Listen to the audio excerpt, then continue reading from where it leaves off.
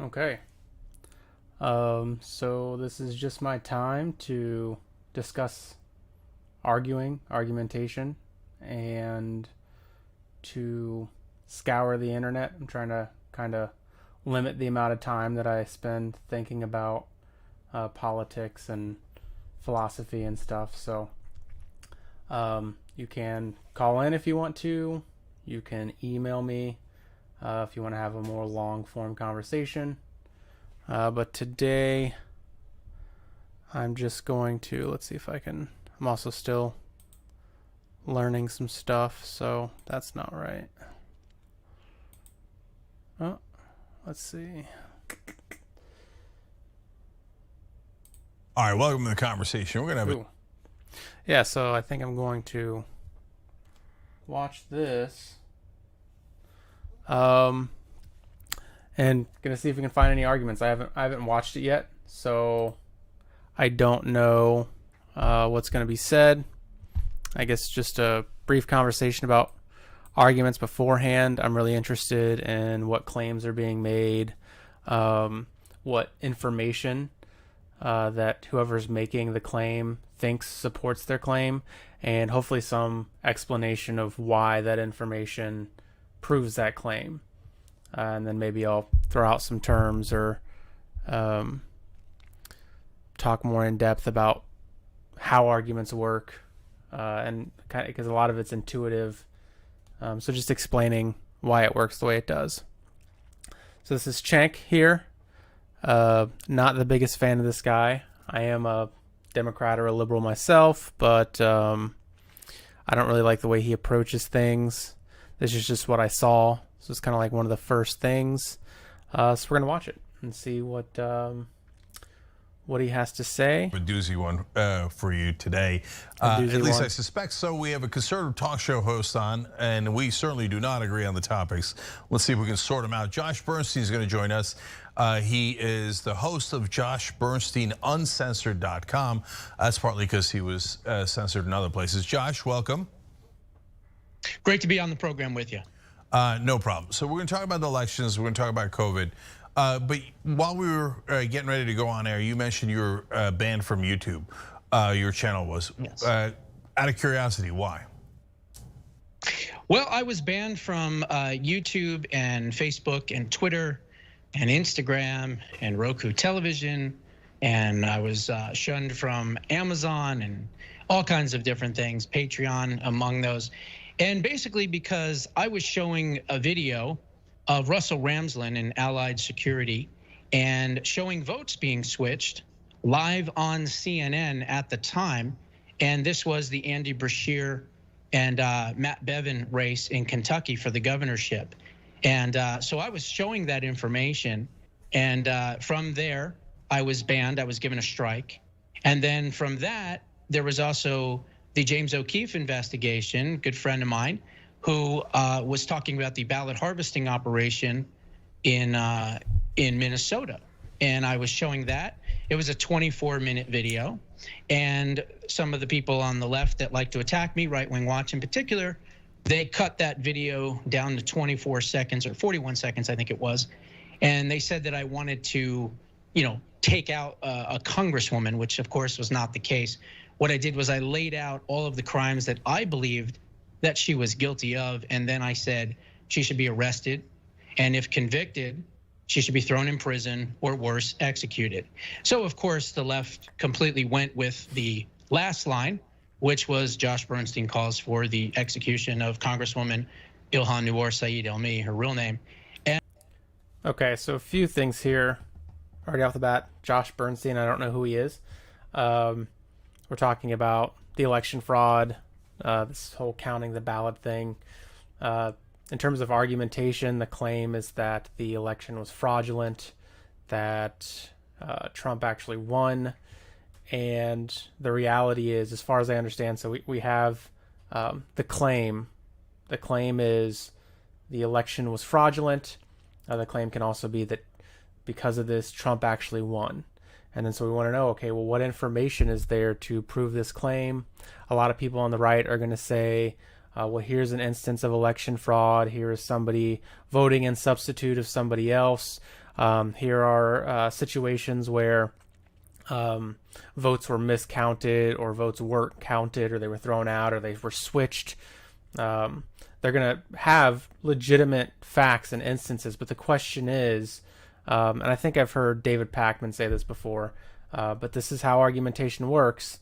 The reality is, it's not just that we need the facts, we need to know if the facts actually even lead to that conclusion. So if all these things are true, then the election is fraudulent. That's one part of the claim, and then the other part of the claim is that Trump actually won. So we would need to know that this is atypical enough for it to be considered fraudulent, and we would need to know that if we had changed all of that, if we had gotten rid of all those mistakes, that Trump would have actually won. That's actually the burden of proof there that you would need for the claim to be accepted by any reasonable person. And it's really easy to look up. I can share it if anybody's interested. But these things happen every election. Absolutely every election. There's a whole registrar, whatever, kept by the government, citing every instance where during the Bush era there were people who voted for other people. As soon as we start using electronics, there are certain mistakes that happen electronically. This isn't atypical of any election. So to say that this election in particular was fraudulent, and to call the other ones not fraudulent, even though a lot of the same things are happening, there's an issue there. There's a hypocrisy there that I think should be avoided. And then the other thing is to know whether or not, even if those things are true, if we did switch them, would Trump have won the election? And again, this doesn't seem to be the case. There isn't an overabundance of it, or at least I haven't been given those facts that that these things are atypical of elections, and that they're so atypical that if we were to change it, Trump would have won. That is the actual burden of proof. So it's not, a lot of times we just hear facts, and if we like the claim, we're like, oh yeah, I'll accept those facts because I already agree with the claim anyway. So anything that supports what I think is just great. And these are facts, so you can't deny them. The reality is not just enough to have facts. You actually have to know if there's another component in argumentation. That's the reasoning component. So even if we have these facts, are they sufficient enough to prove that the claim is valid, or the claim is there's in Stephen Tolman's The Uses of Argument, you have this warrant component. So we want to know, does the data, as he would call it, warrant accepting the claim? And I would say in this instance, that's not the case. The other issue here is that he's upset because Josh Bernstein's upset because he called for the execution of a particular person. I'm also not going to pretend to know who this person is. Sometimes I'm on top of it, sometimes I'm not. I'm trying to, again, limit the amount of time that I spend.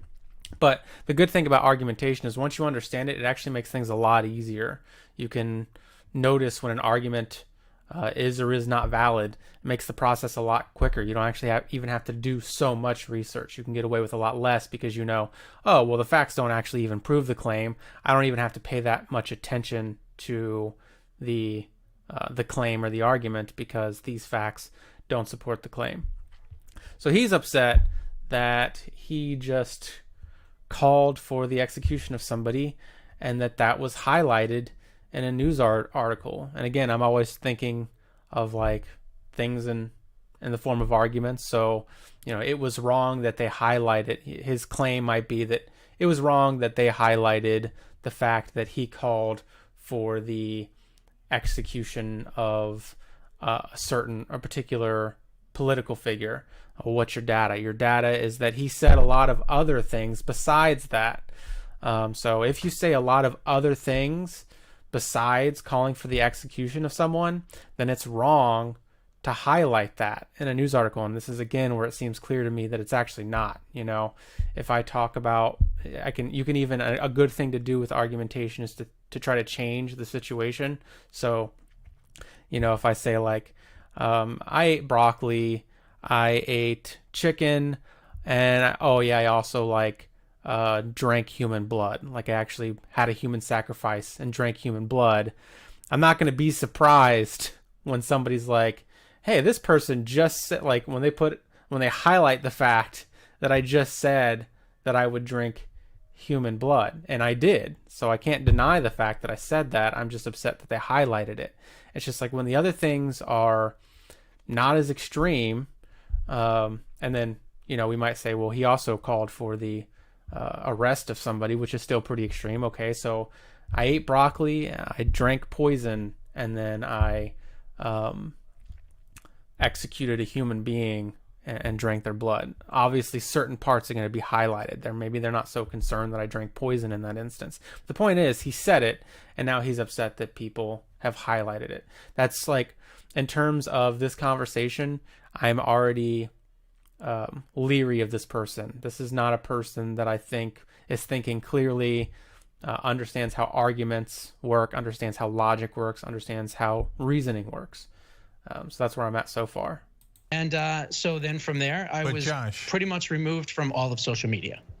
Okay, I get it. You wanted the full context. I have had the media not give the full context of things that I have done, but sure. It does sound like you called for her execution. Do you no, I didn't. That? What I did, what's that?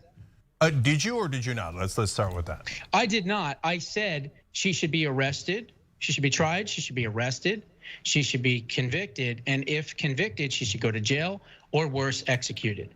There's a big difference between saying that, we want to do this or we want to do that or cause harm to someone. Obviously, I would have had a knock at the door. That was not the case.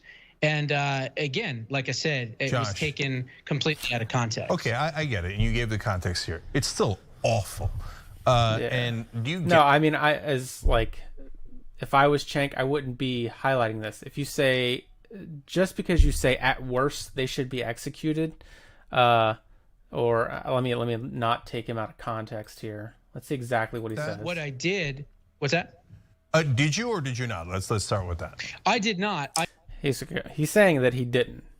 All right, so he's saying he didn't, but let's just get his exact wording. I said she should be arrested. So again, you have a claim there. I did not call for the execution of a certain person. She should be tried. She should be arrested. She should be convicted. And if convicted, she should go to jail or worse, executed. Or worse. So what he's saying is, at worst, we should execute her. Yeah, so that is basically what he said. And again, if my data is if my claim is you did call for the execution of a person, you said at worst this person should be executed, you are saying that is an option to execute them. That is completely part of what you're saying. Just because you have or, if I say I'm going to eat chicken or watermelon, and then you say, well, one of the things that I'm calling to potentially eat is watermelon. You can't say, I didn't say that. I said I would also eat chicken. Like, no, you are also calling for watermelon to be eaten. In terms of like reasoning and logic, it's just how it works. So he's absolutely said it. Sounds like looks like Cenk's trying to give him the benefit of the doubt. There's no benefit of the doubt here. He's called for the execution of a human being, or he's called for that to be one of the options. And that is not taking you out of context. That's just you saying that you think someone should potentially be executed. You are in for some way calling for the, I guess if we wanted to be charitable here, we could say, well, potentially he wanted her to be executed. I don't see why that's too much better. But the point is, you just heard him say at worst she should be executed. Most people would say that is in some way calling for the execution of somebody. There's a big difference between saying that, we want to do this or we want to do that or cause harm to someone. Obviously, I would have had a knock at the door. That was not the case. And again, like I said, it was taken completely out of context. Okay, I get it. And you gave the context here. There's also lots of reasons legalistically that you could say, I think X person should be executed, and you wouldn't get a knock at the door. So there again, he's trying to create some relationship between his claim. I did not call for the execution of somebody. What's his data? His data is, well, nobody knocked on his door. There are plenty of legal instances in which you can call for the execution through due process of somebody, and they're not going to knock on your door. So again, there is no relationship between the data that he's giving and the claim he wants you to accept. It's still awful. And do you get that people think that's cuckoo for Cocoa Puffs? Like, if I despise Donald Trump, I would never call for his execution. That's totally nuts. Don't you think that's nuts? Do I think calling for violence against anyone without any any reason for that, just because you dislike them, is certainly not a good thing. But again, what I said was, I believe that she was guilty of marriage fraud. I believe she was guilty of immigration fraud. I believe that she was guilty of lying on her N-400 forms. And this is where I would disagree with Cenk here. I don't think he's obviously mentioning several things. I would wait for him to finish those things before I knew whether or not within the legal system, there's also an ethical issue here. Should people be executed? But even within the confines of the law, whether or not it would be reasonable to call for the execution of somebody, he wasn't finished with what he was saying. So obviously, my guess is it's reasonable to assume that he's not talking about for whatever she did in her relationship. But let's go back and listen to just a little bit more of what the other things he was mentioning. That her father, Muhammad Nuar, I believe that she was guilty of marriage fraud. I believe she was guilty of immigration fraud. I believed that she was guilty of lying on her N-400 forms. I believed that her father, Muhammad Nuar, who was the propaganda minister for the former dictator in Somalia, Saeed Bayar, was lying on his N-400 forms when he said that he was not a member of an authoritarian regime. Now, the true story on Ilhan is the fact that she didn't escape war-torn Somalia. She was war-torn Somalia. Her father was the propaganda minister for the former dictator, Saeed Bayar. Okay, so Josh, her story. And I actually don't know here to say one way or the other, so I'm not going to speak on this. My guess is, if I had to guess at this point, again, this is where assessing arguments can come in handy, because so far I've seen him really not be able to demonstrate an understanding of arguments. My guess is he's probably off on this too, but that is a huge probably. I haven't looked into the data myself, so I couldn't say for sure. Already I'm skeptical of this person though. I want to just hear some of the things he's saying though. Former dictator in Somalia. Okay, so her father was a dictator, I think is what he's trying to say. Therefore, she should potentially be executed. Immigration fraud. Executed I believe that she was guilty of marriage fraud, I think is what he said. Yeah, so obviously you wouldn't execute. It's also something it's not good to lead with, but regardless, I don't think I wouldn't interpret him as making the argument that because there was some type of marriage fraud that she should be executed, potentially executed. Lying on her N-400 forms. I believed that her father. Okay, lying on her. Okay. Muhammad Nuar, who was the propaganda minister for the former dictator in Somalia, Saeed Bayar, was lying on his N-400 forms when he said that he was not a member of an authoritarian regime. Now, the true story on Ilhan is the fact that she didn't escape war-torn Somalia. She was war-torn Somalia. Her father was the So there is an argument that's being made in here that we can assess. So her father was a dictator. As far as the information he's given us now, she might be in fact heavily involved in all of this, and there may be information to prove that. He isn't really giving it here. All we have so far is that her father was that thing, and so she must be, and that doesn't follow. So we're having another issue there. I mean, just make sure I'm understanding him right. Sometimes I misunderstand things. So 400 forms when he said that he was not a member of an authoritarian regime. Now, who was the propaganda minister for the former dictator in Somalia, Said Bayar, was lying. Okay, yeah. So I did get it wrong, but either way, like the propaganda minister for a dictator, therefore she was a part of war-torn Somalia is a pretty big leap. There are lots of dictators, or there are lots of people that are involved in politics whose children are complete bystanders of their actions. So this, again, just logically does not follow. There is no way, given what he said so far, there may be additional information that you could conclude that that's what's going on. On his N-400 forms when he said that he was not a member of an authoritarian regime. Now, the true story on Ilhan is the fact that she didn't escape war-torn Somalia. She was war-torn Somalia.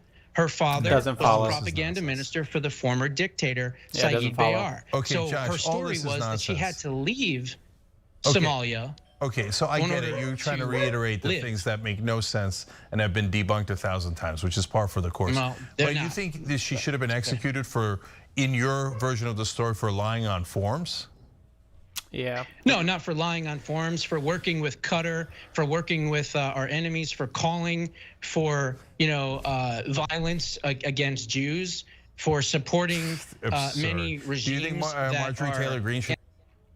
Okay, so it looks like we're talking about some political crimes here, potentially. And this may be something that I would disagree with Cenk on. I think if some of this checks out, again, I'm still heavily skeptical of this person at this point. I think according to the law, there are reasons that America executes people for working against the U.S. government. So I still think it's despicable for him as a human being to call for that. I don't advocate for that myself. But in terms of the law, if he had said something like, well, according to the law, this is one of the possibilities, then I would say he's actually... logically, he would be correct there. So, anti-Semitic? She said that Jews have. Marjorie Taylor Greene said Jews have space lasers that they start fires with. Do you think she should be executed for that? No, of course not. I believe in freedom of speech, but apparently big tech does not. Yeah, there's a contradiction there too. I'm not going to go too much into it because I want to get through this video. I might not even finish the video, but. I think Cenk may be changing the subject just a little bit here by talking about Marjorie Taylor, because it's going to rely specifically on what exactly was said. And so talking about space lasers and stuff would be completely different than saying, like, we should eliminate this group of people. Or, he's saying he believes in free speech, so that's now okay. Again, in terms of me assessing this person's reason, I do not assess Cenk as somebody who has understands arguments intricately. But this person, Josh Bernstein, clearly doesn't. So that's even worse.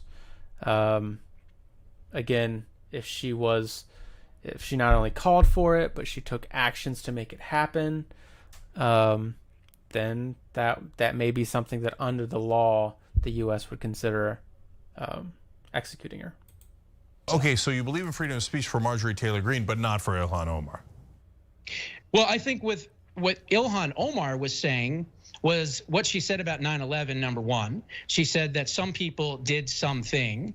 Number two, we could certainly chalk up the fact that she is close to our enemies. She's not close to our enemies. She's a United States Congresswoman. She's a United States Congresswoman, Josh. Program. She is not at all close to our enemies. I think that is nonsense. She is a terrorist. I will say that. That actually also doesn't follow on Cenk's part there, where he's saying, well, she's a senator, so she's not close to our enemies. That doesn't follow. There are secret agents there. I'm not saying that's what's going on. What I'm saying is, in terms of the argument, you can't reach that conclusion given that information. So I'm actually moving on from this a little bit. There's other stuff I want to see. I actually want to know what's going on with Steven Crowder a little bit. I know that he is having surgery. or was. I just like to see what's going on here, because there's usually, I'm not going to be unfair, but a lot of times there's issues in logic and reasoning that can be seen here. So let's see, guessing your bad movie lines and taking your questions. Do I want to do it random? We could also talk about this thing. I don't really want to do that. So I'm just going to click on this and see what happens.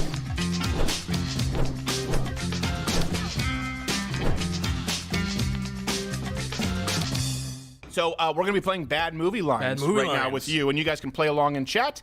And then after that, we'll be taking your chat directly to us. It's time to play Bad Movie Lines.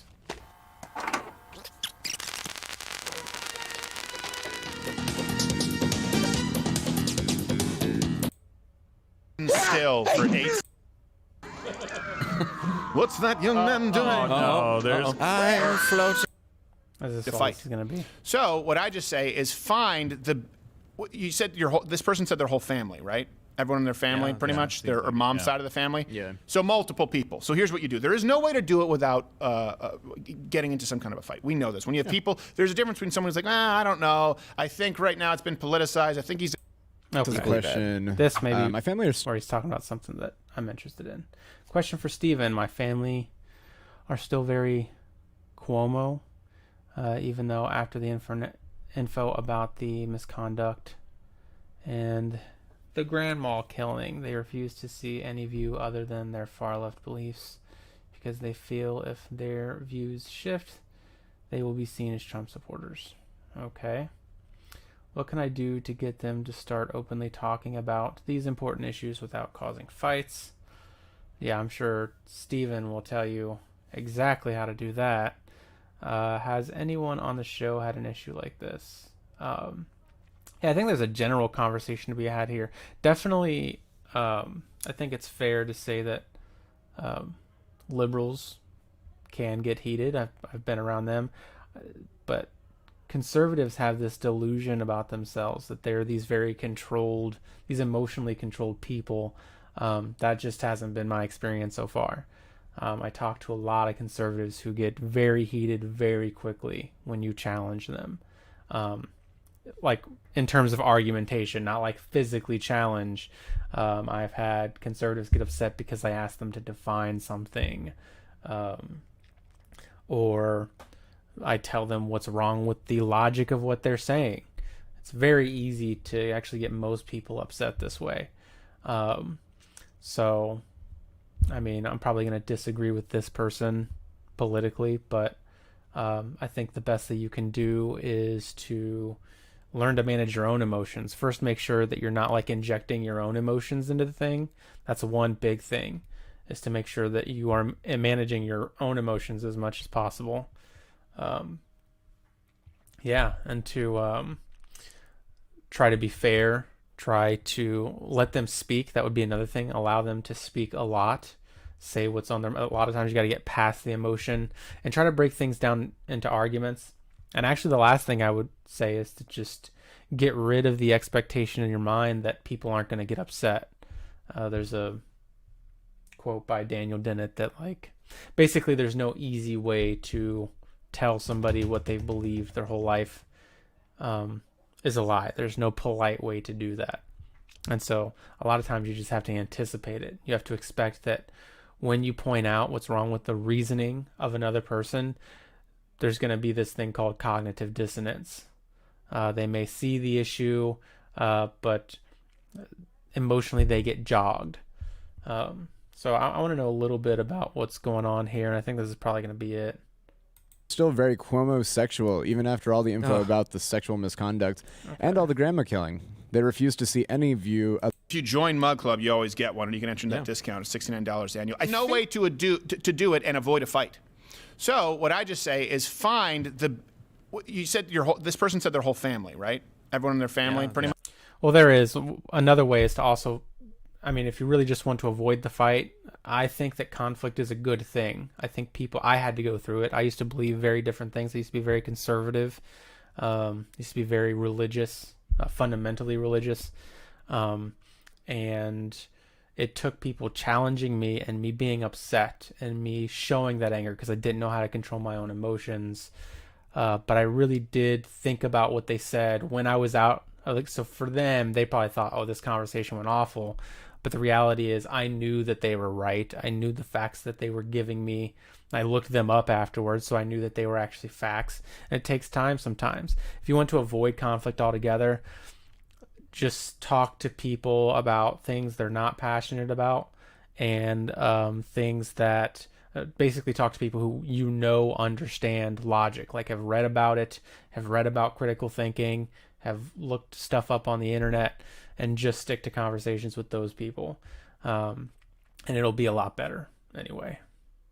Much their mom's side of the family. Yeah. So multiple people. So here's what you do. There is no way to do it without getting into some kind of a fight. We know this. When you have people, there's a difference between someone who's like, I don't know. It is hard. I think right now it's been politicized. I think he's done a pretty good job. That's where you can find some common ground and see that change my minds. And then there are people, if they refuse to see any of the evidence with Andrew Cuomo, at this point, there is no common ground to be found. You're going to find yourself in a fight. So what I would advise you do is, since this is the whole side of your family, find the biggest, most intimidating member of said side of the family and take him out first.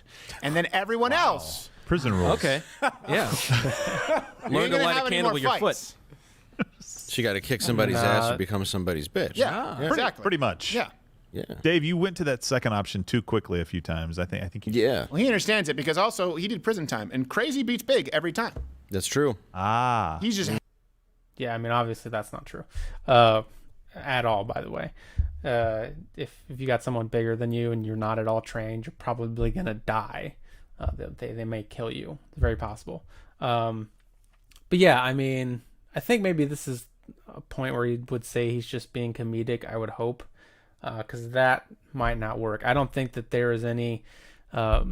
I know conservatives who in the moment, in the heat of the moment, have no shame. So there's nothing that you're going to say to them that in terms of that argument staying non-conflictual or non-violent, actually is what I should say.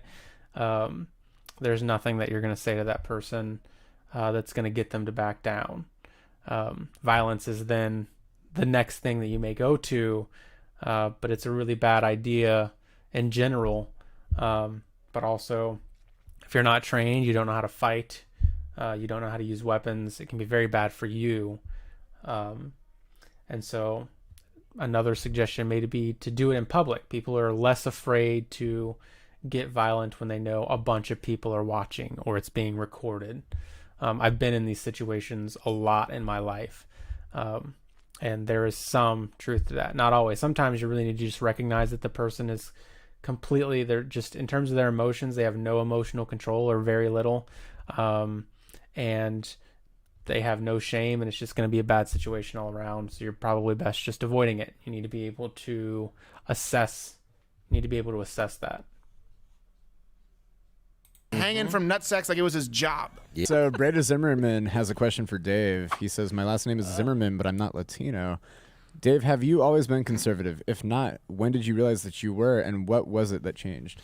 No, I've actually not always been conservative. I don't even know if I would necessarily say I'm conservative. I'm just put into that category now, because anything that's not extreme left or is logical brings us here. Yeah. Right. So, no, I would say that most of my life I've been extremely liberal, but a personal story. My dad died from Agent Orange in Vietnam, which we were talking about. Yeah. In poor taste. Yes, in poor taste. Teasing. My dad would have left. He was a very funny guy before he died from the VA not caring.